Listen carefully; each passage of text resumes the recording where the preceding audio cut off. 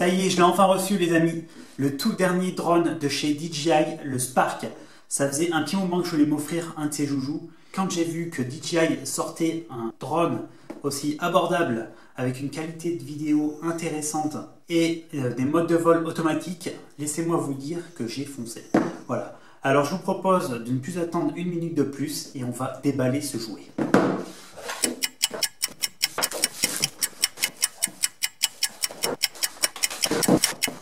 Waouh les amis, vous avez vu la taille de ce drone? Il est vraiment carrément minuscule. Là j'ai mon iPhone 6 à côté. Si je compare la taille des deux, vous voyez que le drone est à peine plus grand que le téléphone. C'est impressionnant. Vraiment minuscule. Alors le drone est fourni avec une paire d'hélices déjà montée, deux autres paires d'hélices de rechange, un câble pour le recharger, et un petit adaptateur secteur pour recharger le drone. Le mien, je l'ai commandé chez Gearbest. Donc les prises sont en format chinois. N'oubliez pas de commander ce genre d'adaptateur à peine 1 € qui vous servira toujours pour pouvoir brancher votre drone sur les prises françaises. Voilà.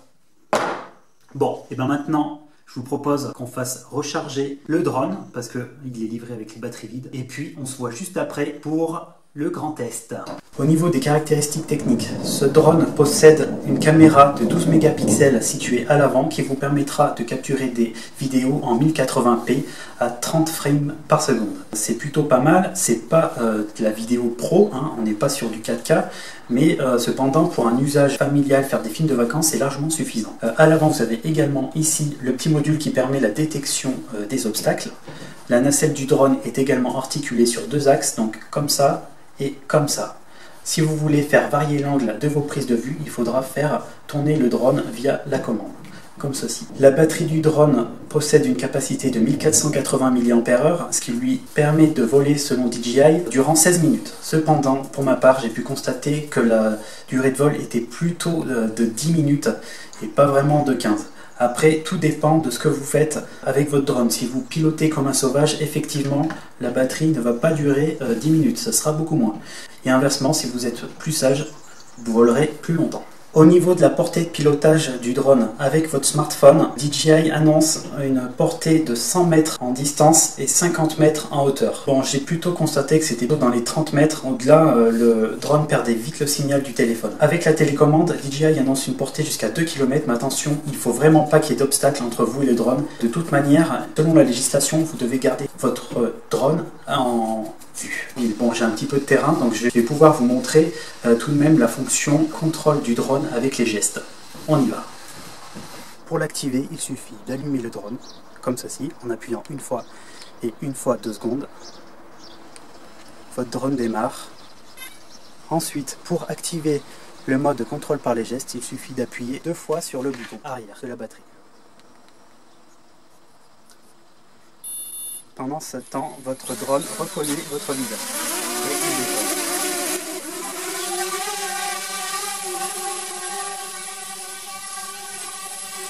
Comme vous pouvez le voir, il suffit de le guider avec la main pour contrôler.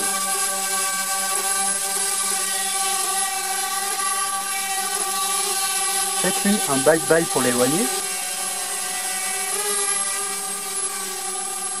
En faisant un carré avec vos doigts, le drone prend une photo, comme ceci. Pour faire revenir le drone à sa position, il suffit de faire un Y. Pour faire atterrir votre drone, il suffit de mettre votre main dessous le drone.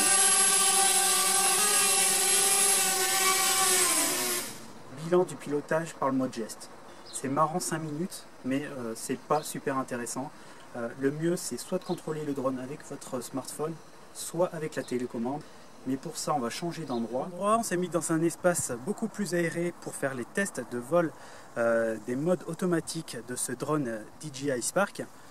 Bon, il y a un petit peu de vent, je ne sais pas si ça va influer sur les conditions, ça sera l'occasion de voir justement. Voilà, j'ai également amené la radiocommande du drone pour effectuer les tests et vous dire mon ressenti, les différents modes de contrôle du drone entre le smartphone et la radiocommande. L'avantage de la radiocommande, c'est qu'elle a une portée beaucoup plus forte que le smartphone. Elle vous permettra également d'activer le mode sport. Pour cela, il suffit juste de basculer le petit bouton ici et elle vous permettra donc un pilotage beaucoup plus précis du drone. Elle possède également des petits boutons de contrôle, ici pour prendre des photos, ici pour enregistrer des vidéos. Cette molette vous permettra d'ajuster l'angle de la caméra et ce petit bouton que vous pouvez configurer pour ajouter d'autres fonctions. Voilà, bon, j'y ai pas vraiment gratté, mais on va voir. Donc on va commencer les modes de vol automatiques. Voilà, c'est parti, il suffit de déplier les ailes, de connecter le smartphone à la télécommande et la télécommande au drone et c'est parti, on peut voler. On y va. Pour voler, c'est très simple. Je démarre la fonction, j'appuie sur le petit bouton décollage et c'est parti, le drone vole.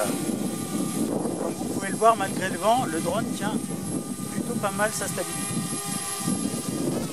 Alors là, je vous propose d'essayer les modes de vol automatiques. On y va, tout se passe depuis l'application. On va essayer le mode Active Track, je viens de le paramétrer. Normalement, le drone devrait me suivre.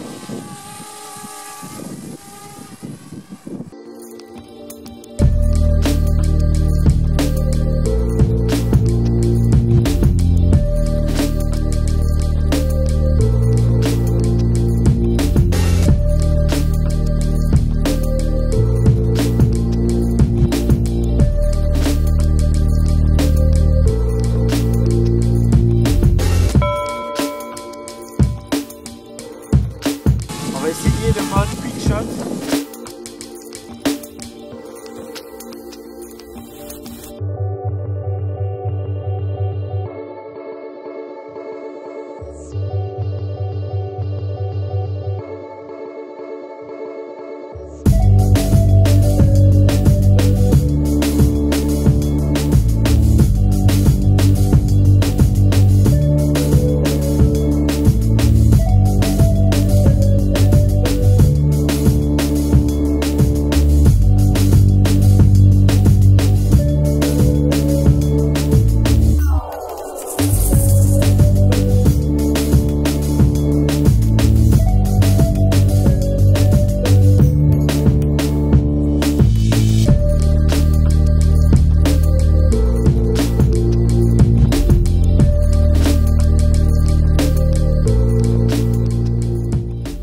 Nous allons maintenant essayer la fonction Tap to Fly.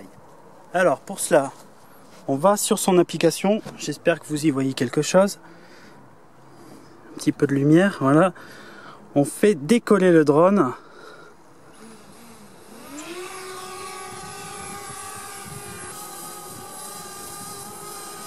Maintenant, nous allons lui dire où est-ce qu'on veut qu'il vole. Il suffit de cliquer cette zone sur l'écran et le drone y va. Go, on valide. Le drone y va.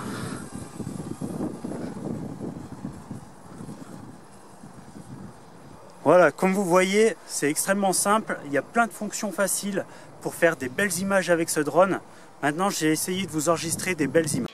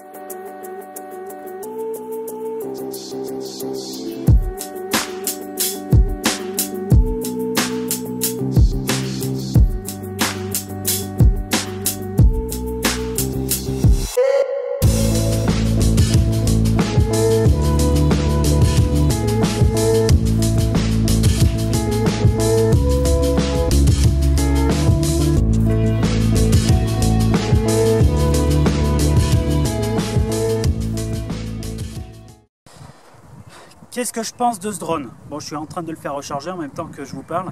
C'est un très bon drone, accessible pour le grand public en termes de maniabilité. Bon, de prix, c'est quand même un petit peu cher, on est bien d'accord. Franchement, c'est super efficace, on peut faire de belles images. C'est quand même un drone que je trouve super sympa. Après, on est bien d'accord, mettre être 470 €, c'est le prix actuel sur Gearbest.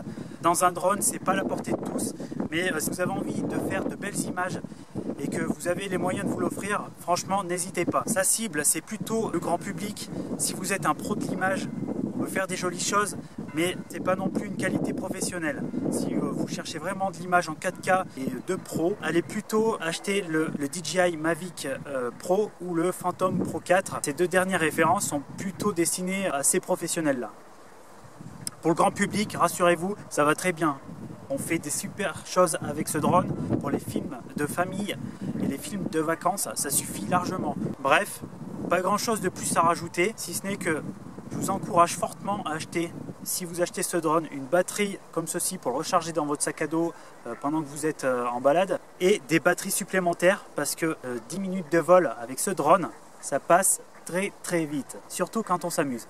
Le drone est disponible en 2 packs, un pack de base avec le drone et juste sa petite batterie, une paire d'hélices et un câble micro USB pour le charger. Il y a aussi le pack Fly More Combo. Celui-ci, je vous le recommande puisque le drone est livré avec 2 batteries, la radiocommande essentielle puisqu'elle vous apporte beaucoup de précision pour le pilotage et surtout une plus grande portée. Ce pack-là, vous avez aussi des protections pour les hélices, une sacoche pour le transporter, enfin tout un tas de choses, c'est plutôt pas mal. Vous retrouvez les liens dans la vidéo. N'hésitez pas également à aller consulter mon article sur le blog Maison de Geek. Je vous ai rajouté pas mal d'infos. Tout ce que j'ai oublié de vous dire pendant les vidéos, je l'ai noté. Donc vous retrouverez plein de choses. Merci à tous de m'avoir suivi. Et rendez-vous bientôt pour un nouveau test. Merci et à bientôt.